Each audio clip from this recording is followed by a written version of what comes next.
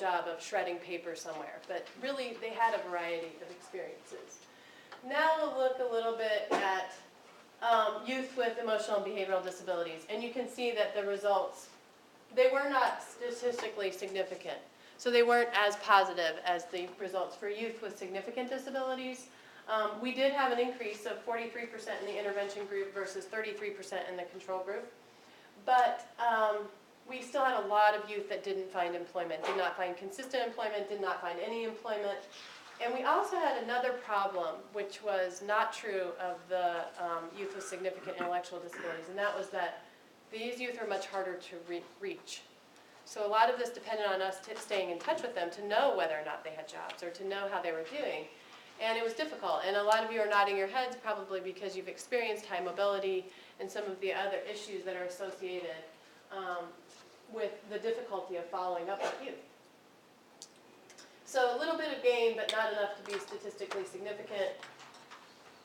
Their hourly pay, $6.83. Average hours, 19.9. It's almost 20 hours, more hours a week. And that wasn't surprising to us. We thought that would be true because that is the national data also show that youth with EBD tend to work more than other groups, but that they aren't necessarily consistently employed. That only 30% were checked on, so that's interesting. We don't know exactly why that is, but one guess that we have is that people perceived that they were more competent or perceived that they need less support, and so checked on them fewer times. But again, we were talking about 7 people, right? So we had 7 connectors who worked with these students. So that's another thing to take into consideration. And you know, in the intervention group, about almost 38% started the job in the spring, which was true for more of the students outside of the intervention group, which is interesting.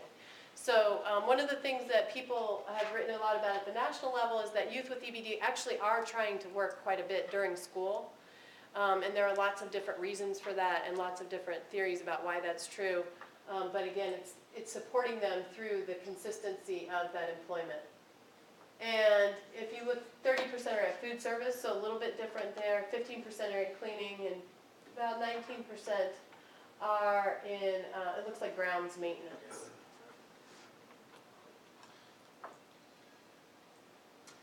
Okay, let me check on the time here. It's 10:17. So what I have left to do is to talk a little bit about some of the other types of data that we collected. I mentioned that it was a phased project. It was over 3 years. What I just showed you was actually implementing the intervention, the 5-piece intervention. But while we were doing that, we were also trying to figure out what perspectives the stakeholders had in this process to make sure that we were tailoring the intervention to meet the needs that were really out there. This is about, we did do adolescent focus groups, and we asked adolescents what their summer expectations were, or their expectations rather of summer employment. We also asked them, how they pursued summer employment, and we asked them what their expectations of parents and teachers were. We also asked them about their supports and barriers. And so what we were really trying to figure out is, do youth with disabilities, are they unemployed less because they try less, they have fewer strategies, or is it fewer opportunities, and how can we try to influence some change in those with the barriers. Our focus groups are small, as you probably know from focus group research. So we had 16 participants, 7 were females, 9 were male, and their disabilities included cognitive, learning, and emotional behavioral disabilities. They involved 2 Latinos, 6 African Americans, and 8 European Americans. And this was an interesting thing. All of the youth who volunteered for focus groups were eligible for free and reduced lunch. So that really then gave a certain lens or perspective to the things that the students were saying, because they had this common shared experience of having fewer economic resources at home. And one of the things that came from these focus groups is that these particular youth talked a lot about working in the summer not as a choice, but as a reality, as something that they needed to do, sometimes to help their families, sometimes to support themselves and to just stay afloat. but that they felt a real drive to have not only summer employment, but after-school employment, yes. Is this the social justice component of your study? Well, I would like to think it's all about social justice because work should be an option for people who want to work. The opportunities should be out there. But I do think that it is important to consider that those differences might occur across race and ethnicity. They might occur across economic status because of the resources that people have access to. And I think that, you know, the whole project really does try to address that. And then these interviews were conducted in 2008. So some of the things that came from this interview, the interview research, was that the adolescents did value summer experience, particularly paid employment. 1 out of 16 had an internship. And we looked at that as an unfortunate thing because internships, again, are normative. So how do we increase internships and their availability to youth with disabilities? We also found out that teens were able to list a lot of strategies that they use to find jobs. And that was heartening because they talked about filling out applications, they talked about talking to their parents, they talked about talking to their teachers. Unfortunately, they also talked about a lot of barriers. So they were applying for jobs, wanting jobs, but not receiving jobs. So trying to figure out what were the mechanisms that were preventing that. Teens also said that they valued their free and recreational time. Very big surprise, I'm sure. They used public sports facilities, libraries for internet access, and just hanging out. One of the things that was really impressive to me in talking to the youth, and I was the researcher who did the focus group interviews, was that every youth in the study talked about going to the library in the summertime constantly. And most of the time it was about internet access, but not always. And some of the time they talked about using internet access to look for jobs.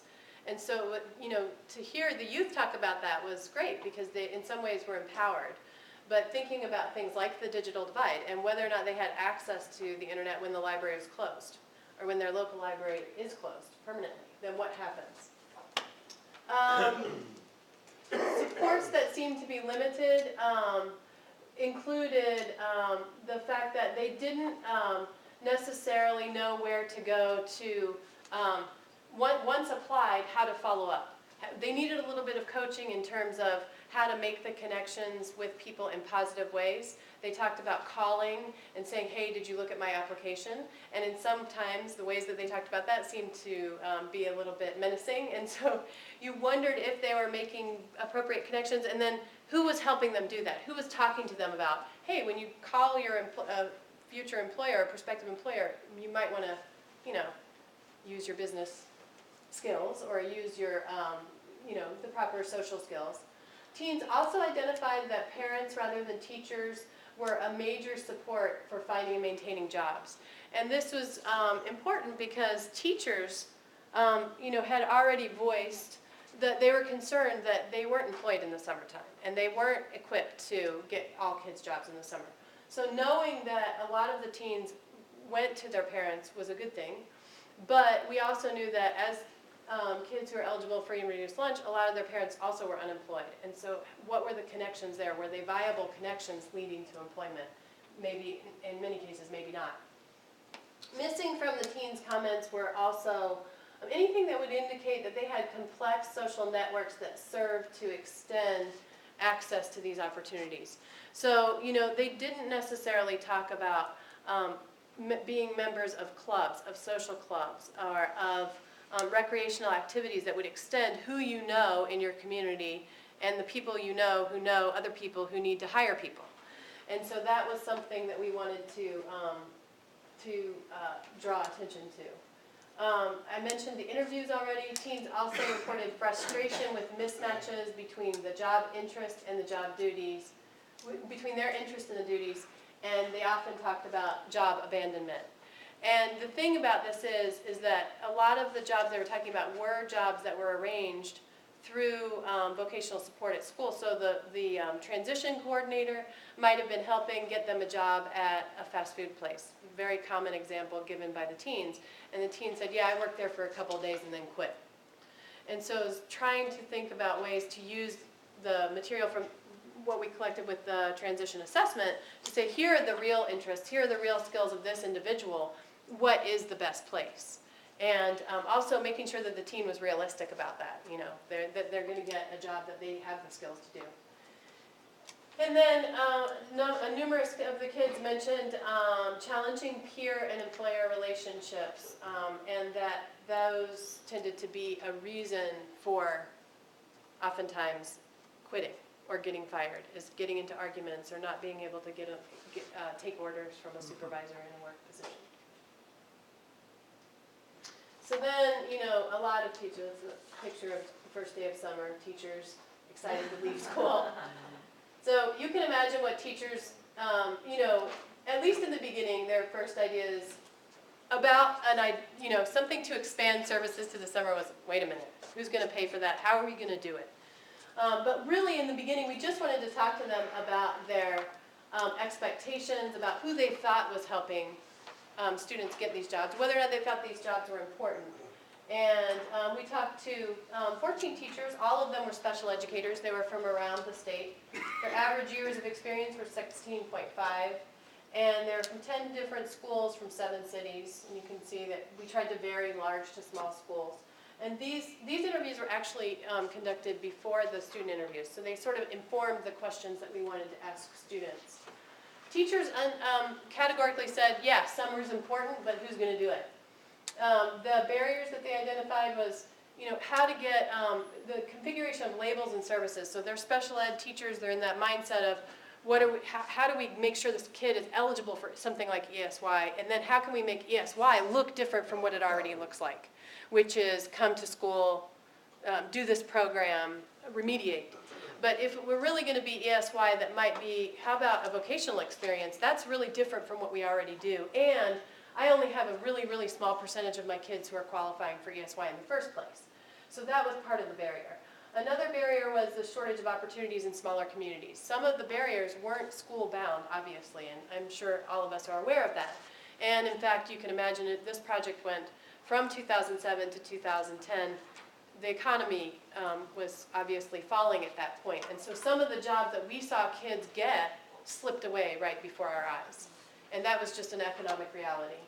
And then a shortage of logistical supports, finding jobs for kids and then not being able to find transportation, for example. Then we also wanted to talk to members of the Chambers of Commerce, members of the employment community to find out what it is they thought youth needed. And this is some really interesting data, and it's right here at the end of my time, so I'm going to have to go through it a little bit quickly, but I do think it's worth it because it's very interesting. First of all, there aren't very many of these types of surveys that really ask employers to think about kids with disabilities as employees. Our questions were like this. We wanted to know, to what extent do chambers of commerce and other employer networks consider various youth-focused support activities to be feasible? What do they think they can do with youth to create jobs? That was the first thing. Then secondly, what, if any, experience had they already had implementing these activities? Were they doing youth employment type activities? And then lastly, do they think these activities are feasible for kids with disabilities in addition to kids without disabilities? So what we did was we designed a survey to send to all the chambers, and we made 2 surveys. One survey said, will you do these things with youth? And the other survey said, will you do these things with youth with disabilities? And then we sent them to the separate, obviously, we divided the sample and sent them out. And so, for example, we asked this on the survey.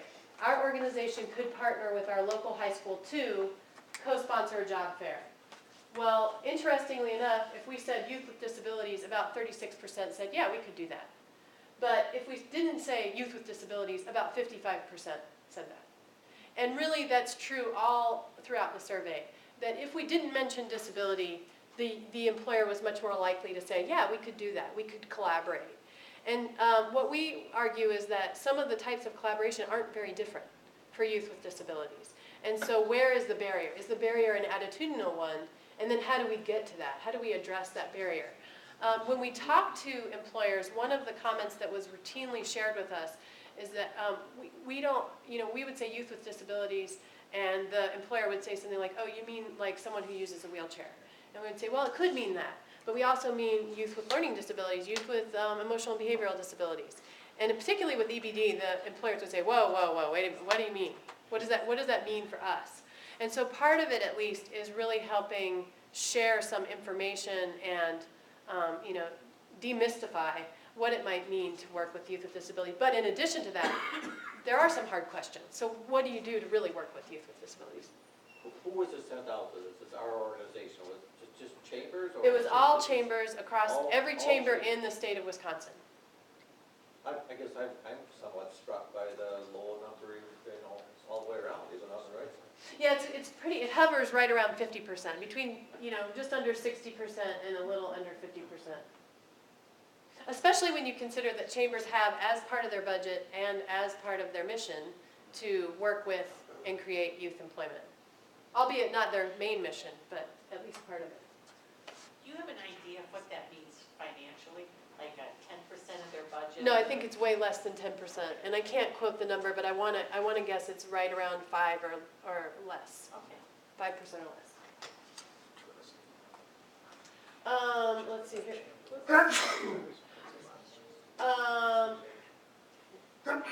So I think I'm going to stop there because I'm out of time, and then just open it up for a few questions or comments. Yes. My first question is, what are the limitations to what you've done here? In other words, is this pretty much the picture in Wisconsin, can you say, of things, or is it limited to this is what it looks like around Madison?